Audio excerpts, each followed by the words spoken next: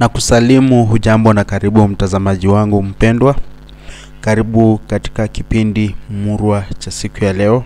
Kipindi ambacho kina sifu, kujivunia na kukienzi Kiswahili. Leo hii ningependa kushughulikia tamthilia ambayo inaitwa Bembea Maisha. Tamthilia ambayo bila shaka inatahiniwa mwaka huu na wanafunzi wa kidato cha 4 ambao watafanya mtihani wa kitaifa wa mwaka huu wa 2025.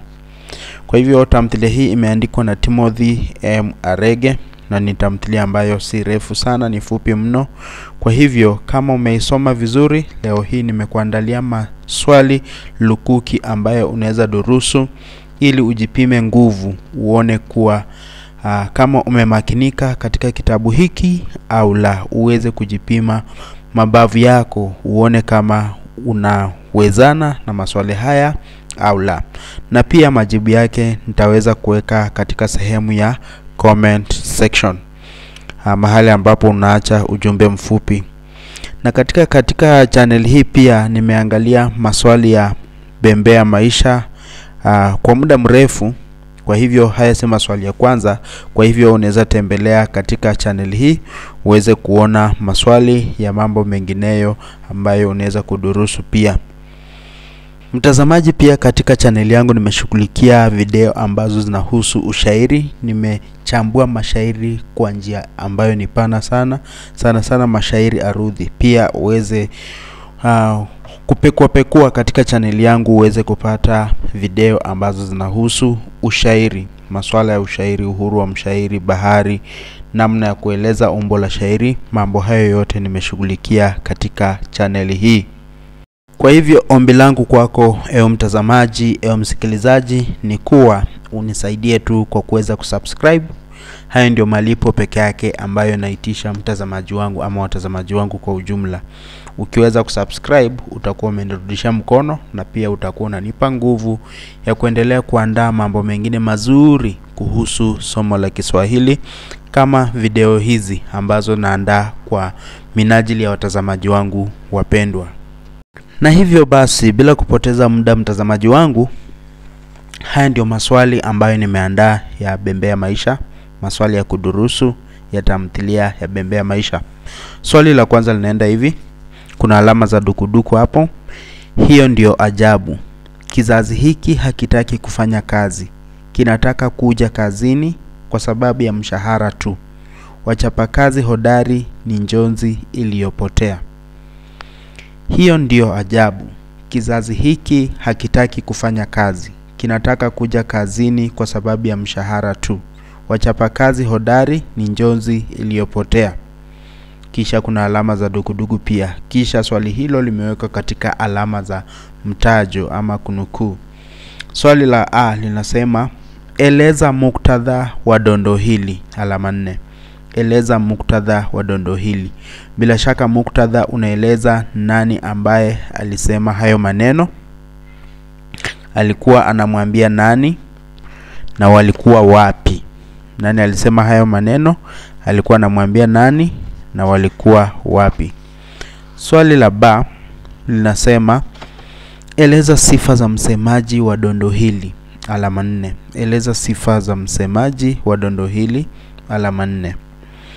Swali la cha fafanua umuhimu wa msemewa katika kazi ya Bembea Maisha. Umuhimu wa mhusika ambaye anaambiwa hayo maneno katika kazi ya Bembea Maisha, alama 4 pia. Taja na uonyeshe mbinu za uandishi zilizotumika katika dondoo. Kwa hivyo ukiangalia hilo dondoo, ni mbinu gani za uandishi ambazo unaona? Mbinu za uandishi ni kama methali, mdokezo, tashbihi, kama kuna istiari ama jazanda, hizo zote. Kwa hivyo taja na uonyeshe mbinu za uandishi zilizotumika katika dondoo, alama 4. Swali la E, eleza maudhui yanayokuzwa katika muktadha wa dondoo. Ukisoma hilo dondoo, ni maudhui yepi unaona kuwa yamejitokeza katika dondoo hilo? Kwa hivyo hili swali unaweza jipima nguvu mtazamaji, na ukishindwa kabisa, katika upande wa comment section hapo chini mahali pa kuacha ujumbe mfupi, unaweza angalia majibu yako hapo. Majibu ya maswali yote yako hapo. Kwa hivyo kwanza jipime nguvu, uone kama unaweza kabiliana na swali hili kwanza. Swali la pili linasema, kila binadamu hukabiliana na mabadiliko katika maisha yake. Kila binadamu hukabiliana na mabadiliko katika maisha yake. Jadili kauli hii ukirejelea tamthilia ya Bembea Maisha. Kila binadamu hukabiliana na mabadiliko katika maisha yake. Jadili kauli hii ukirejelea tamthilia ya Bembea Maisha, alama 20. Kwa hivyo swali hili linataka ujadili maudhui ya mabadiliko. Kitu chochote ambacho kimebadilika katika maisha ya mhusika ama katika kitabu cha tamthilia ya Bembea Maisha. Kwa hivyo kila alama ni alama moja, kila hoja ni alama moja, ama kila badiliko ni alama moja. Ukuwe na hoja 20. Taja hizo hoja. Ukishindwa kimbia katika upande wa comment section, kuna majibu hapo, kuna mabadiliko ambayo nimeshughulikia hapo chini. Swali la 3, eleza kwa kutoa mifano jinsi mwandishi alivyofaulu kutumia mbinu za taswira, alama 10, na pia majazi, alama 10. Kwa hivyo kuna taswira aina nyingi. Kuna taswira oni, sikivu, mwendo, mnuso, mguso, fikirifu. Kwa hivyo uweze kushughulikia hizo zote, alama 10. Taswira 10, alama 10. Pia majazi, majina ambayo mhusika anapewa kulingana na tabia zake ama kulingana na labda maumbile. Kwa hivyo utaje 10, alama 10. Ama unaweza eleza 5 alafu upate alama 10. Iwe jina moja la kimajazi unataja kisha unafafanua, alama 2, alama 2. Ikuwe alama 10. Ukishindwa tembelea upande wa comment section, utaweza kunufaika pakubwa sana. Swali la 4, huku ukirejelea tamthilia Bembea Maisha, onyesha vile maudhui ya elimu ya taasubi na taasubi ya kiume yanavyojitokeza. Kwa hivyo hapa kuna maudhui mawili ya kushughulikia, alama 20. Maudhui moja alama 10, maudhui mengine alama 10, yote alama 20. Kwa hivyo maudhui ya elimu katika tamthilia Bembea Maisha na pia taasubi ya kiume. Taasubi ya kiume pia inaitwa ubabedume, mtazamaji. Kwa hivyo usishindwe taasubi ya kiume ni nini? Ni ubabedume pia. Hapo ni hali ambayo jinsia ya kiume inadhalilisha jinsia ya kike. Kwa hivyo katika Bembea Maisha kumekuwa na taasubi ya kiume ama ubabedume umesheheni kila mahali. Kwa hivyo uweze kurejelea upande wa comment section ukishindwa kutaja maudhui hayo. Swali la 5, haidhuru, umenirudisha nyuma kweli katika siku zile za ujana wangu. Asubuhi niko skuli, majira ya alfajiri, kiboko mkononi.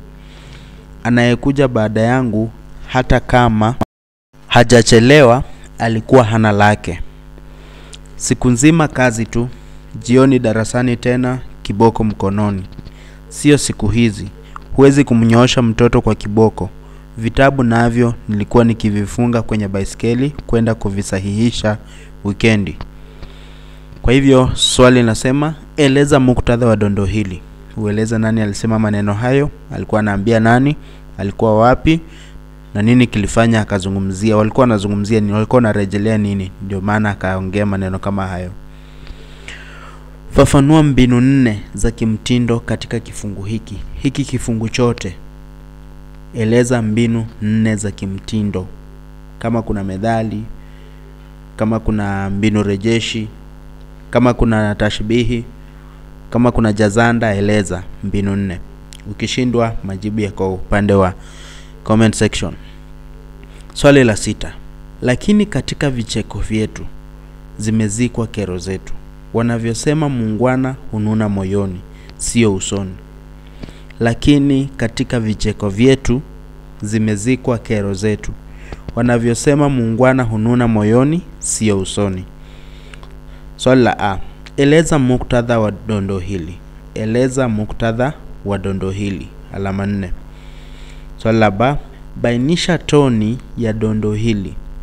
Bainisha toni ya dondo hili. Toni inaweza kuwa ya huzuni, ya kubeza, toni ya furaha. Kwa hivyo mwenye alikuwa anazungumza maneno haya alikuwa na toni ipi? Alikuwa na toni ipi? Kisha ufafanue upata alama 2. Ukishindwa mtazamaji, Kama ilivyo ada, nimekusaidia majibu hapo chini upande wa ujumbe mfupi au comment section.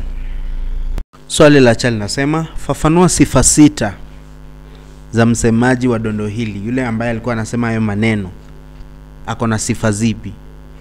Anaweza kuwa ni mwerevu, anaweza kuwa ni msomi, anaweza kuwa ni mbabedume, anaweza kuwa ni mkatili, anaweza kuwa ni mwenye mpevu wa akili, mwenye mlahaka mwema. Sifa zozote 6 fafanua.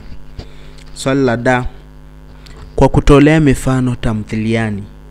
Kwa kutolea mifano ndani ya Bembea Maisha tamthiliani, thibitisha ukweli kuwa waungwana wengi wamenuna moyoni bali si usoni.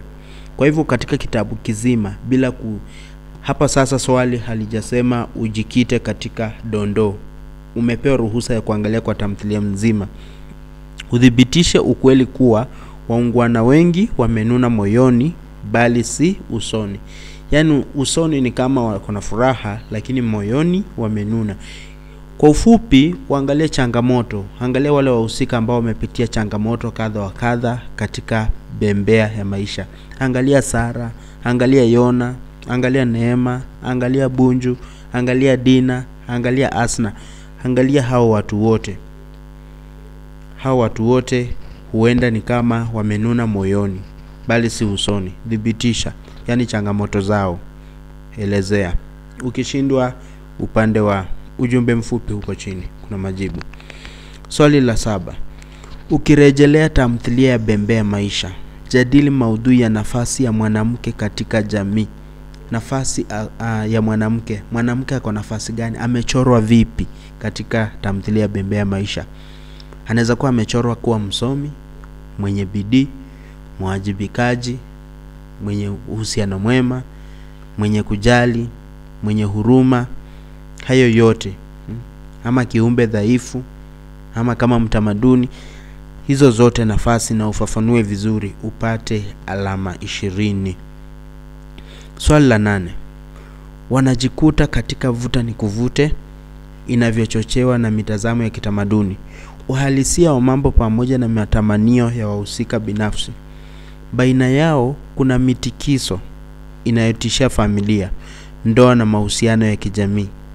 Kuna shutuma, shaka, tuhuma na mivutano. Lakini pia kuna hongera, imani, ushirikiano, upendo, kutanabahi na mshikamano. Katika huu mseto wa mambo ipo sauti imara. Katika huu mseto wa mambo ipo sauti imara. Mseto ni mchanganyiko, mixed. Katika huu mseto wa mambo haya ambayo tumetaja, tumeyaorodhesha hapo juu, ipo sauti imara. Swali la kwanza mtazamaji, fafanua muktadha wa maneno haya. Alama 4. Fafanua muktadha. Ama weka dondoo hili katika muktadha wake, ama eleza muktadha wa dondoo hili vile unapenda. Alama 4. Swali la ba, hakiki mtindo wa dondoo hili. Kwa hivyo ueleze mitindo ambayo imetumika. Kuna mdokezo, kuna takriri ama uradidi. Mitindo kama hiyo eleza.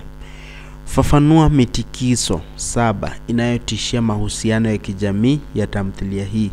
Ile mitikiso ambayo inatishia uhusiano mwema katika jamii ambayo iko katika tamthilia hii. Fafanua ni mitikiso gani hiyo? 7. Kwa hivyo unataja moja, unafafanua, hiyo ni alama 2, ifike 7 utakuwa na alama 14. Swali la 9, ukilazwa tayari unakuwa umeonja seli. Hata wahudumu wenyewe hawana mlahaka mwema. Amri na vitisho kama askari. Unashindwa kama uuguze moyo ama ugonjwa. Katika wodi, hewa iliyojaa harufu ya dawa imezagaa. Vitanda vimesalimu amri mpaka shiti zikagura. Yaani hali nzima haikupi matumaini ya kutoka ukiwa bora. Matumaini yanadidimia. Tumaini lako unaliweka katika sala. Maswali ndio haya. Changanua mtindo wa dondoo kwa kurejelea hoja 5. Mtindo ambao unapatikana katika hilo dondoo kwa kurejelea hoja 5. Kwa hivyo hoja 1 alama 2, zote jumla alama 10. Swali la ba. Fafanua namna mandhari ya dondoo hili yalivyochangia usukaji wa tamthilia. Fafanua namna mandhari ya dondoo hili yalivyochangia usukaji wa tamthilia. Yaani ueleze namna mandhari, mahali ambapo hilo dondoo lilikuwa linafanyika. Yaani mahali ambapo mhusika alikuwa anazungumza maneno hayo, alikuwa hayo mandhari yanasaidia aje kujenga hii tamthilia, kujenga ploti ya hii tamthilia. Na bila shaka maneno haya yalikuwa ya Asna.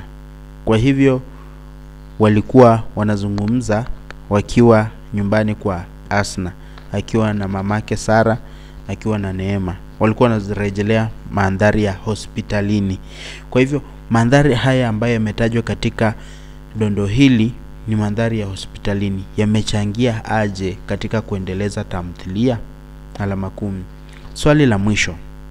Imani na itikadi hudhaminiwa sana na jamii ya watu. Imani na itikadi hudhaminiwa sana na jamii ya watu. Jadili ukweli wa kauli hii kwa kurejelea tamthilia ya Bembea ya Maisha. Jadili ukweli wa kauli hii kwa kurejelea tamthilia ya Bembea ya Maisha. Kwa hivyo maswali haya yote mtazamaji, majibu yake yako upande wa comment section hapo chini. Kwa hivyo kufikia hapo, hayo ni maswali ambayo nilikuwa nimekuandalia ya kudurusu. Hayo ni maswali ambayo ya kukupima misuli ya kiakili, misuli ya kielimu, misuli ya fasihi. Uweze kuona kama umesoma tu kitabu, umegagaa nacho, ama umeweza kunata kitu kutoka katika hiyo tamthilia. Je, huo mtihani ambao unatarajia kuufanya hivi karibuni kwa ule muda ambao uko nao, je, umejiandaa vyema? Ukiweza kujibu haya maswali vyema, ama ukiweza kuona kuwa ni maswali ambayo umekumbana nayo siku kadha na unajua majibu yake, kwa hivyo wewe uko sawa sana, umejiandaa vizuri. Kwa hivyo huo mtihani ambao unaweza kuja, utaweza kumenyana nao, utaweza kukabiliana nao, utaweza kushindana nao, na bila shaka utakuwa mshindi kama utakuwa umejiandaa. Kwani hujui kuwa msafiri ni aliye bandarini. Kwa hivyo kama unajua haya maswali, basi wewe hiyo ndio bandari yako, wewe uko tayari kuvuka kwenda ng'ambo. Kwa hayo yote mtazamaji, ningekuomba tu uweze kusubscribe kama hujasubscribe, na kama umesubscribe nasema asante sana.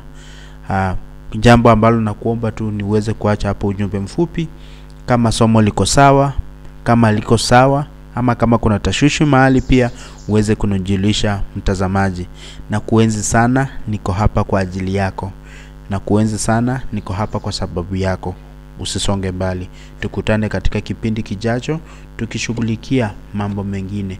Huenda ikawa sarufi, ya matumizi ya lugha, ushairi, fasihi simulizi na mambo mengineyo. Kwani Kiswahili ni bahari, kina mambo mengi na hatujaguzia yote. Tumeguzia tu machache. Kwa hivyo usikae mbali. Shukran, tukutane wakati ujao.